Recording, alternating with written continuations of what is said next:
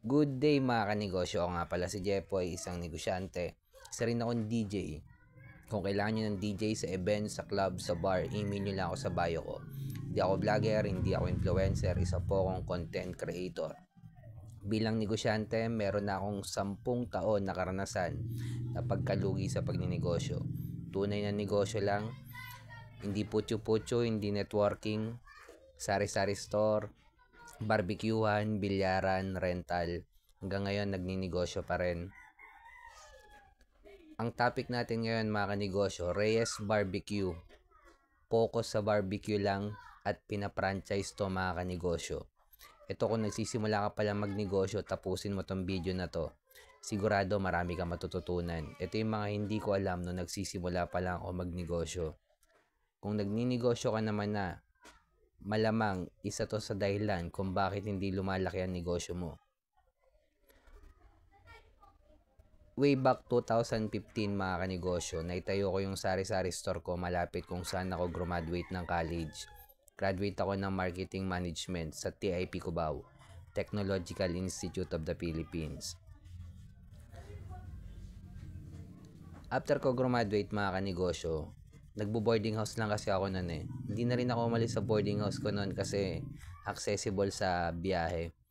At ilang years din akong ahente noon, sales representative.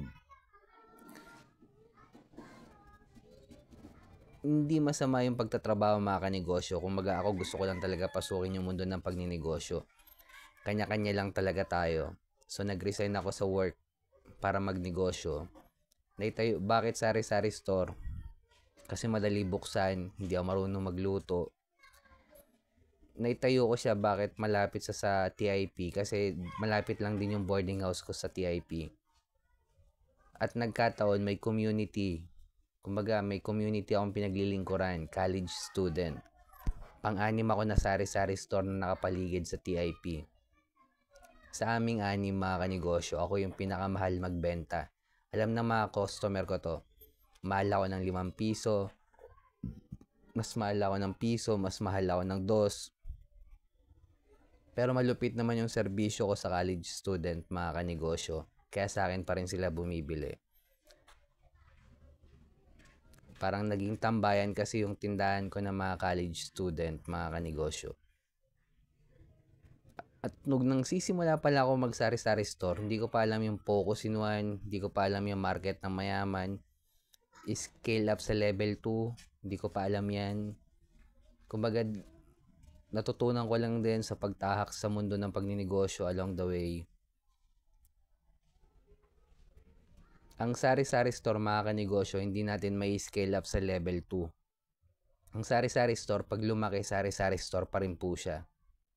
Never siya magiging grocery store dahil magkaiba ang business model nito mga kanegosyo. At si Reyes Barbecue mga kanegosyo, focus in one lang siya at pinapranchise to at inaplyan to ng business model na franchising. Doon mas lalong kumita yung may-ari ng Reyes Barbecue mga kanegosyo sa franchising fee. Kumita man o hindi yung magpa-franchise neto, hindi mo na marerepand yung franchising fee niyan. Sa kontrata yan mga kanegosyo. Hindi ka na per se kumikita sa barbecue o pagbebenta ng barbecue. Bilang may-ari ng Reyes Barbecue, kumikita ka na sa pagpapa-franchise ng negosyo mo. Pero barbecue pa rin yung tinda. Focus in one, i-scale up to sa level 2 mga kanegosyo. Doon yung tunay na kitaan.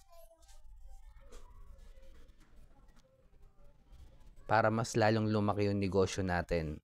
Dahil ang negosyo ang hindi lumalaki, mamamatay. Kaya kung nagsisimula ka pala magnegosyo, sikapin mo mag-focus in one, community ng mayaman. Pag nahanap mo na yung dalawang yan, brandingan mo yan, system, at ipa-franchise mo na mga kanegosyo. Or applyan ng distribution model or manpower or software, platform business model or licensing. At pang-apat mga kanegosyo, original content. Ito na ang labanan ngayon mga kanegosyo. paggawa ng original content. Lalo na kung nagninegosyo ka, kasama na sa trabaho natin ngayon yung original content. Isipin nyo yung mga negosyong kumikita, puro gumagawa ng original content. Ayan na po ang labanan ngayon mga kanegosyo. Kaya kung umabot ka sa dulo na video na to, click mo naman yung subscribe dyan. Comment ka lang kung nakakain ka. Comment ka ng Reyes Barbecue kung nakakain ka na sa Reyes. Heart mo na rin tong video ko. Bilang negosyante, kung dumadaan tayo sa pagsubok or struggle, huwag natin kalimutan mag-pray kahit ano religion natin. Ingat tayong lahat. Peace.